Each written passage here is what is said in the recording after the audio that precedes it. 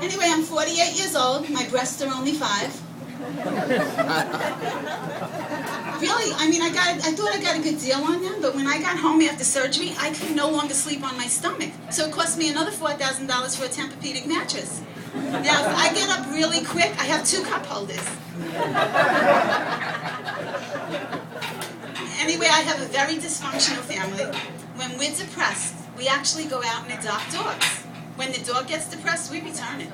I have 3 teenagers, and, you know, teenagers are really great. I'm sure some of you have teenagers. You go through this stage where they fall in and out of love with people, you know, with their boyfriends and girlfriends, and then you get attached. And I'm like attached to these kids, you know.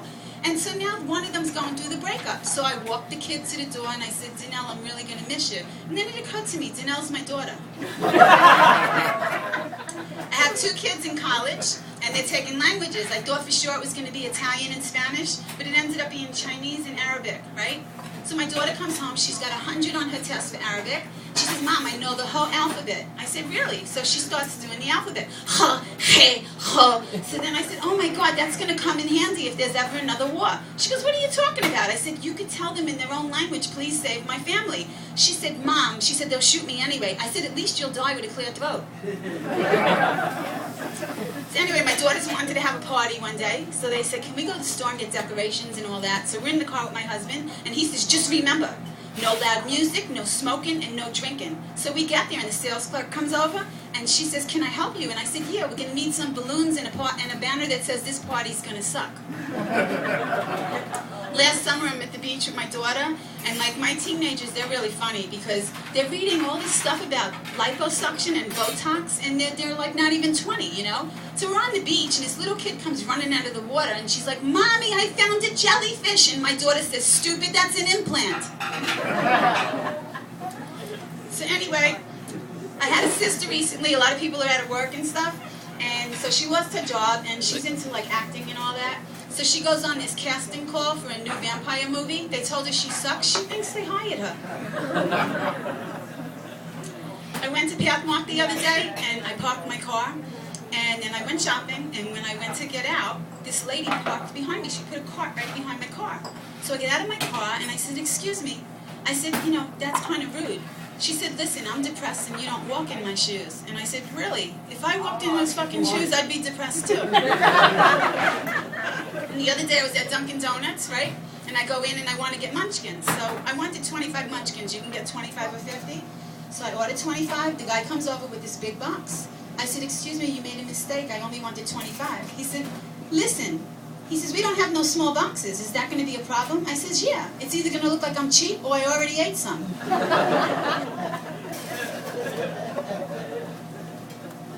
Anyway, I'm married 20 years.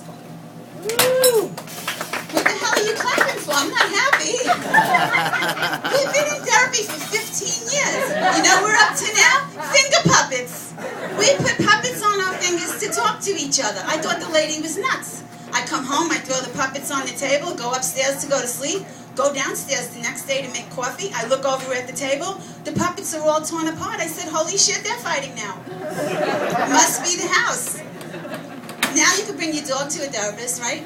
So I bring my dog to a therapist, 2.5 hours, nothing. We're ready to leave, the dog goes rough, rough. A month later, I get the bill in the mail. The diagnosis was the dog's had a rough life.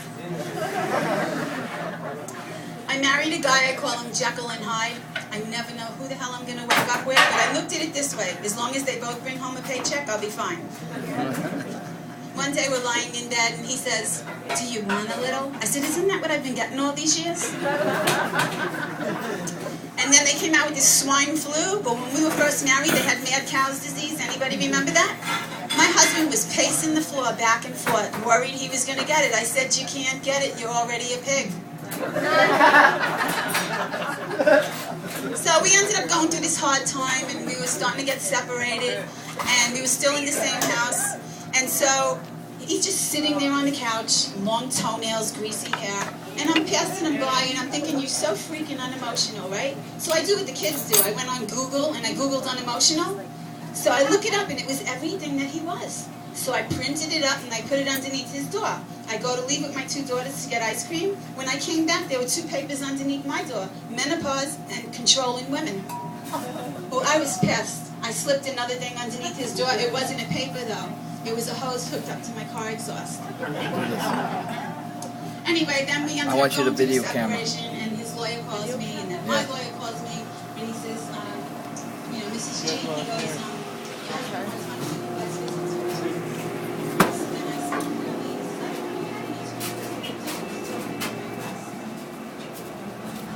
and I started dating the old-fashioned way, or should I say the new way, like everyone's dating now. I went on the internet, and I met this older guy, and he was really nice, right? So he says to me, you want to get together? And I said, sure, would you like me to bring anything? He said, depends. He really freaking meant depends.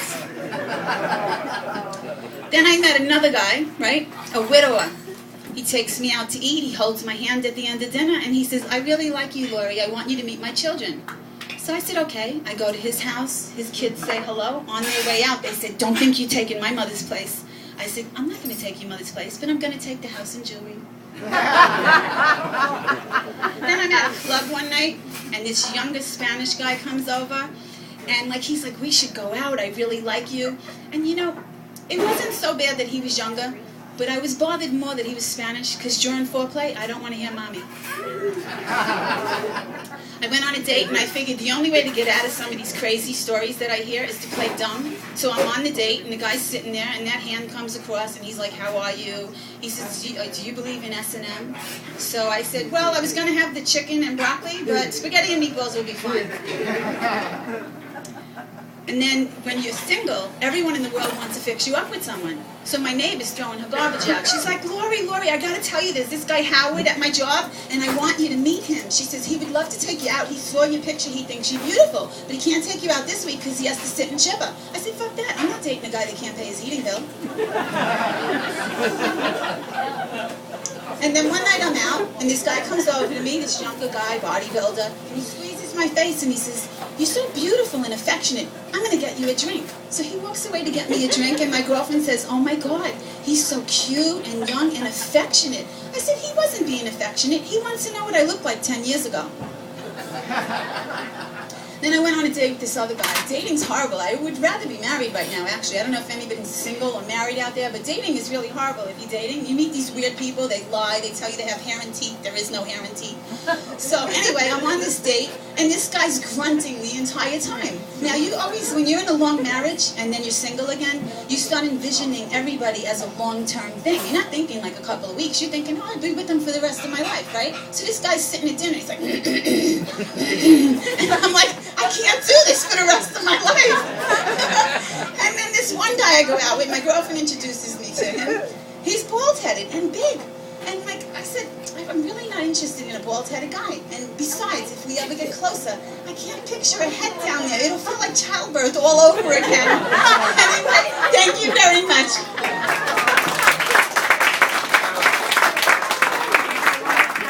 Lori G, give that for Lori G.